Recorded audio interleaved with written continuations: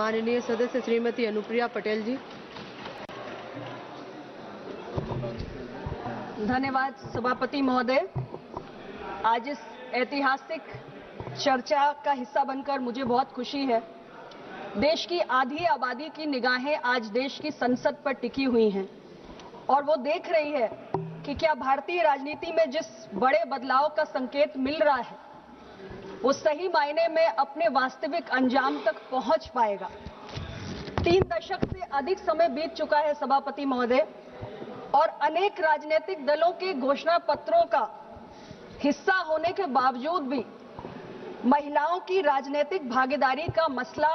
इतने वर्षों से हाशिए पर ही रहा है।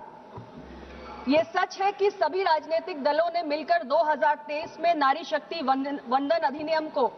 संयुक्त रूप से पारित किया है, लेकिन अभी भी देश की आधी आबादी को इस बिल के क्रियान्वयन होने का इंतजार है। अध्यक्ष जी, हम सब जानते हैं कि देश की आधी आबादी के राजनीतिक सशक्तिकरण के बिना उसके आर्थिक और सामाजिक सशक्तिकरण अधूरा है और इसलिए ये समय की मांग है कि जिस नारी शक्ति वंदन अधिनियम को हम सब ने मिलकर पारित किया था उसे लागू करने के लिए भी आज हम सभी दल एक होकर इस नेक काम को करें। महिलाओं की राजनीतिक भागीदारी की स्थिति ये है कि लोकसभा में आज भी हमारी संख्या महज 14% है, राज्यसभा में हम 18% हैं और देश की तमाम राज्यों की विधानसभाओं में देखें तो हम 10% से अधिक कहीं भी नहीं हैं और यह आंकड़ा बहुत ही निराशाजनक है। और आज समय है कि हम इस तस्वीर को बदलें, क्योंकि अगर देश की राजनीति की तस्वीर बदलेगी तो देश की राजनीति का चरित्र भी बदलेगा। सभापति जी, मुझे ये कहते हुए खुशी नहीं है, लेकिन इस बात में काफी हद तक सत्यता भी है कि अनेक बार ऐसे मौके आते हैं कि तमाम पॉलिटिकल पार्टीज किसी दागी उम्मीदवार को, किसी बाहुबली को या किसी अपराधी तक को टिकट देने से गुरेज नहीं करती है, लेकिन अगर एक सामान्य महिला हो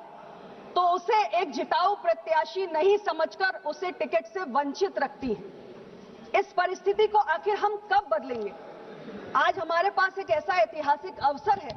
कि हम सब मिलकर ऐसी तस्वीर को बदल सकते हैं और इस देश के सदन में, राज्यों के सदन में महिलाओं की भागीदारी को बढ़ा सकते हैं। और इसलिए माननीय प्रधानमंत्री ने सभी राजनीतिक दलों से यह अपील भी की है कि हम सब मिलकर इस शुभ कार्य को आगे बढ़ाएं। लेकिन यह भी उतना ही सच है कि संसदीय लोकतंत्र में हमारे विपक्ष के मित्रों के अपने कुछ राजनीतिक कर्तव्य भी हैं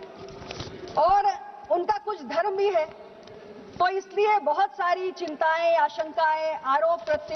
प्रत्यारोप और घमासान ये भी मैंने कल से इस चर्चा में देखा है। एक विषय जो हमारे दक्षिण के राज्यों के कई सांसदगणों ने उठाया कि जिन दक्षिण के राज्यों ने जनसंख्या नियंत्रण की दृष्टि से बेहतर प्रदर्शन किया है उन्हें शायद सीटों का नुकसान हो सकता है। हालांकि माननीय गृह मंत्री में इसी सदन में खड़े होकर ऐसे तमाम हमारे सांसदगणों की चिंताओं का समाधान भी किया और उनकी शंका को खारिज करते हुए